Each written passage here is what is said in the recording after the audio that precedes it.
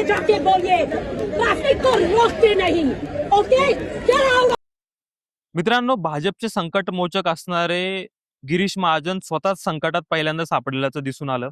त्याचं झालं कारण असं की गेल्या 3-4 दिवसापासून भारतामध्ये सेंट्रल बीजेपीने आणि महाराष्ट्र बीजेपीने म्हणजे सगळ्या भारतभरामध्ये एक कॅम्पेन लॉन्च केलंय की विरोधी पक्ष कसा महिला विरोधी आहे ते दाखवण्याचा. पण एका महिलेने स्वतः संकटमोचक असणाऱ्या गिरीश महाजनांनाच जाब विचारला की तुम्ही कशामुळे सर्वसामान्य लोकांची त्या ठिकाणी त्यांना गृहीत धरून त्यांची कोंडी करताय.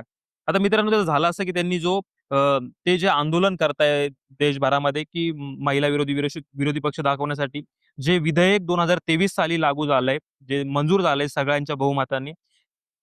नरेंद्र मोदी सरकारचा असा दावा आहे की महिलांना 33% आरक्षण देण्यासाठी जे विधेयक त्यांनी 16 एप्रिलला आणलं संसदेमध्ये, ते विरोधी पक्षांनी नामंजूर केलं. विरोधी पक्ष हा महिला विरोधी आहे.